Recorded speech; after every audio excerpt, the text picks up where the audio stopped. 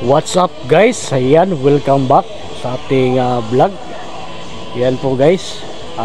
Yan, naikabit natin isang gunting. Yung kulang na lang yung doon sa sa dulo. Ayan. So, ipakita ko sa inyo guys yung paano mag-layout na yung sukat natin is proportion. Dadali na rin sa itaas. So, what's up? Yan po.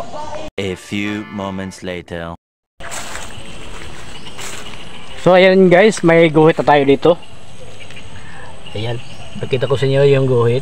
Ayan. Ayan, yung guhit ay lapis. Ayan.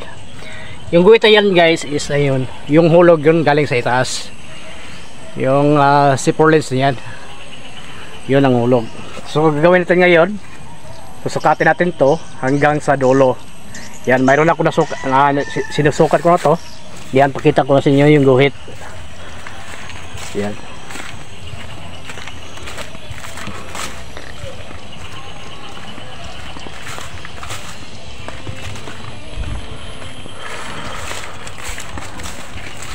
Yan. Yung to, yung haba nito guys is 24 meters. Yan po. Yan po, dito po. Yung una nating guhit at ito yung dulo. Ito yung ang 24 meters. Yan. So yung natin dito sa loob yung natin, yung zipper lens natin.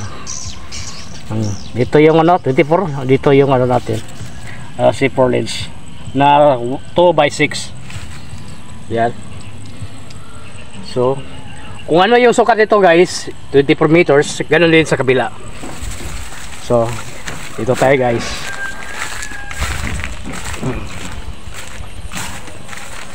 Yan. Ito sa kabilang poste. Ayan. Ito yung dulo sa unahan. Yung sa unahan, yung dulo. So, ito guys, may guhit na tayo dito. Ito yung guhit natin na dali natin sa itaas. Ayan. So, doon sa kabila is 24 meters. Dito naman is 24 meters. So, may guhit na tayo. Dadali natin ito sa itaas. Doon natin itatapat yung 2x6 natin. So paloob yung natin, yung 2x6. Yan, dadalhin natin yung guhit papunta sa taas. Itapat natin doon yung yung 2x6 na zipper lens. So ayan lang po guys yung pag-layout natin, para ma-eskwala natin yung pag-layout natin ng ating steel trusses. A few moments later. Yung natin, yung guhit natin sa baba, yan, na hulugan natin. Yan, ito po yung yung guhit niya. Yan. Yan.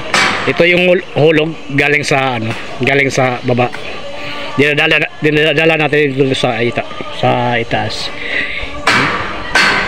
Yung sukat ito guys is 24 motors mula doon sa sa unahan hanggang dito.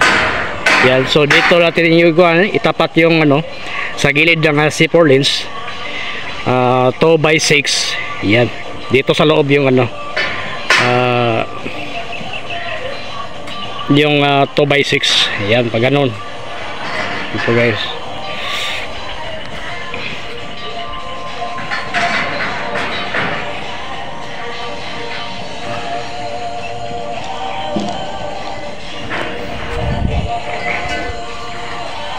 So ganoon din sa kabila guys, naguhitan na lang natin yung guhit sa baba, nadala na rin sa itaas.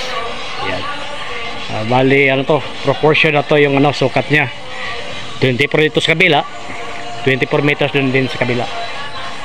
Yan na po guys. So maraming salamat po.